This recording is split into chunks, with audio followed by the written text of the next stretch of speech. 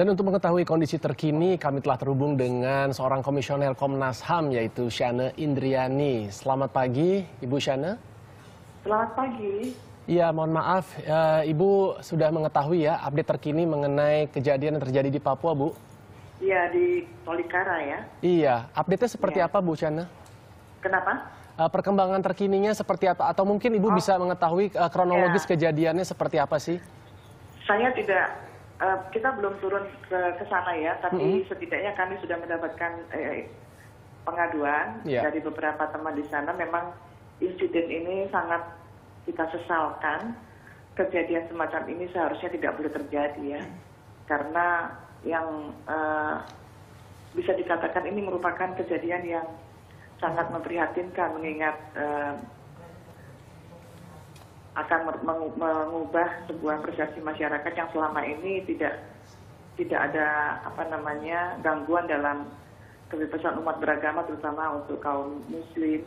Tetapi untuk kali ini justru kita merasa sangat-sangat kaget dengan kejadian yang sebetulnya besar ini ya. Hanya kenapa kok tidak ada yang mengetahui sebelumnya, terutama dari pihak aparat. Seharusnya aparat itu sudah bisa mendeteksi, karena kejadian ini bukan yang secara tiba-tiba datang ya. Sebelumnya kan sudah ada selebaran-selebaran, kemudian sudah ada isu-isu bahwa ada ancaman para umat muslim untuk tidak bisa melaksanakan sholat Idul Fitri di sana ya. Tetapi kemudian kejadian ini tidak direspon dengan cepat, sehingga kemudian akhirnya menimbulkan letupan yang kita semua tahu bahwa kejadian pembakaran ini sangat-sangat luar biasa dampaknya kemudian. Dan kita mengharapkan agar aparat lebih cepat bergerak, tidak meremehkan, karena kasus ini kalau dalam pengamatan kami, kalau tidak segera diusut atau segera dituntaskan, akan menimbulkan dampak yang sebetulnya juga kita tidak inginkan. Dan untuk itulah kami juga mengharapkan untuk teman-teman dari pihak-pihak yang yang terlibat, atau mungkin dari pihak-pihak pemuka agama, segera ikut mendamaikan, segera ikut mendinginkan suasana, agar kejadian ini tidak sampai menjadi letupan yang besar nantinya. Kita khawatir ini. Menurut sepengetahuan dari Komnas HAM, sempat berapa lama artinya terjadi bentrokan, dan apakah pihak dari aparat ini bertindak cukup reaktif gitu loh untuk bisa mencegah atau mengantisipasi kejadian tersebut menjadi lebih besar kemarin ini? Iya. Ini kalau kemarin ini kan kejadiannya sebetulnya bisa diantisipasi. Ini kan bukan yang pertama, bukan yang sebetulnya adalah letupan-letupan kecil, hanya ketika sudah membesar ya akan susah, apalagi sudah sampai membakar rumah dan kios. Itu kan tentunya dilakukan oleh sebuah perencanaan yang cukup matang, yang seharusnya bisa diantisipasi. Jadi artinya menurut Ibu Syane, pihak aparat ini kebobolan? Iya, mungkin saya rasa begitu ya. Karena kalau melihat eskalasinya itu kan memang dengan cepat, dan memang bukannya ini hal yang pertama. Ini kan beberapa kali pernah ada kejadian hanya kecil-kecil.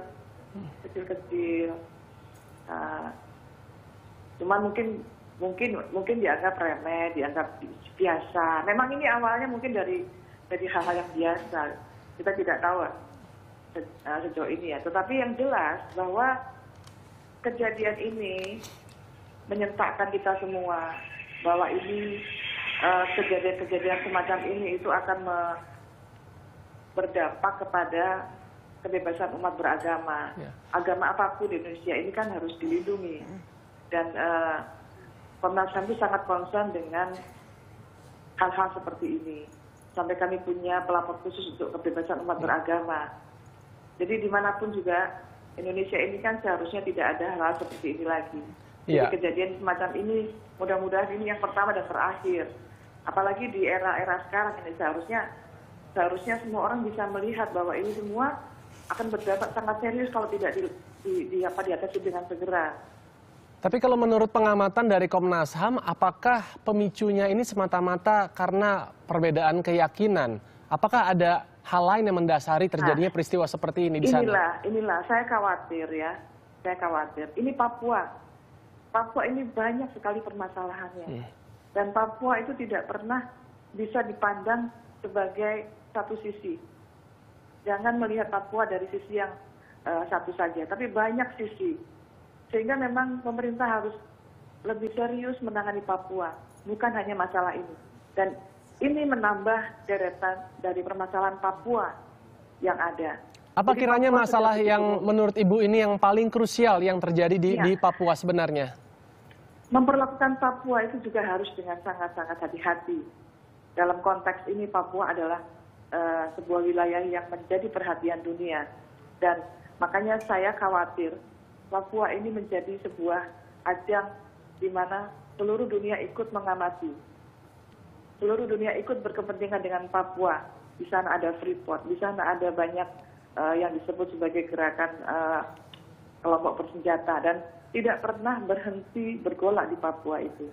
Dan kita tahu masalahnya bahwa seharusnya Indonesia melihat Papua dari sudut yang berbeda dari sekarang. Jadi memperlakukan Papua sebagai sebuah wilayah yang juga seharusnya memiliki hak yang sama dengan wilayah lainnya, terutama masyarakatnya, di mana masyarakatnya itu harus mendapatkan perhatian yang serius. Dan mudah-mudahan ini bukan dari bagian dari itu. Makanya mudah-mudahan juga kita mengharapkan tokoh masyarakat termasuk juga MUI, NU, Muhammadiyah, termasuk juga tokoh masyarakat yang non-muslim yang lain, itu mencoba untuk bersama-sama. Jadi ini jangan hanya diserahkan kepada aparat setempat. Ini harus diambil sebagai bagian dari kebijakan nasional yang juga harus serius semua bersama-sama mengatasi hal ini. Baik Ibu Syahna, selain himbauan yang baru saja Ibu sampaikan, apa langkah konkret yang Komnas HAM akan lakukan ke depannya? Kalau Komnas HAM itu kan bagian kecil saja ya.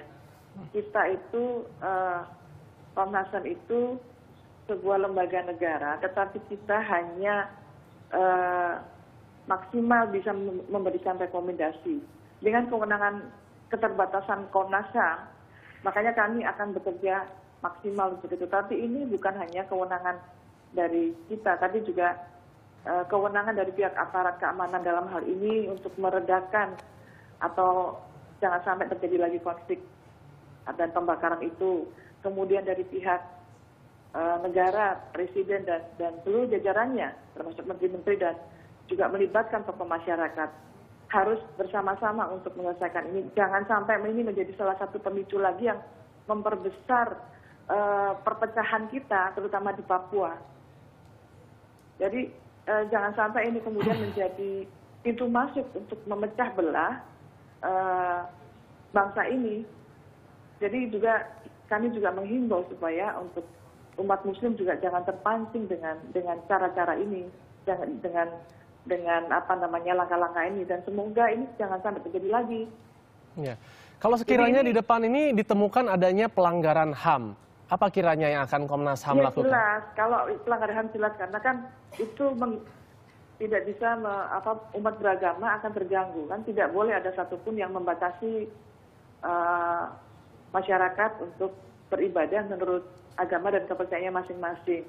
Dan tentunya dengan ini Komnas HAM juga mendesak kepada aparat untuk segera menuntaskan dan mengusut siapa pelakunya. Dan kalau bisa memang jangan hanya silakan ke Polda, karena selama ini banyak sekali kasus-kasus yang di sana juga tidak selesai dengan cara-cara yang gampang. Harus ada langkah-langkah yang sangat serius ini. Ini sangat serius loh kalau tidak diatasi. Betul, setuju sekali. Saya mengingatkan itu, iya. Dan ini akan bisa membuat memecah bangsa ini, apalagi di Papua. Makanya kami mengharapkan pemerintah termasuk presiden untuk turun tangan mengatasi ini secara nasional, melibatkan berbagai macam tokoh masyarakat dari berbagai kalangan Baik. supaya jangan terpancing masyarakat di sana untuk Baik. membuat balas dendam dan sebagainya. Terima kasih banyak Ibu Syana atas himbauannya dan juga informasinya. Ini menjadi perhatian buat kita semua karena memang kalau udah bicara mengenai isu-isu agama ini jadi hal yang sangat sensitif, tidak hanya di Papua ya. Betul. Baik, dan kita juga tentunya masih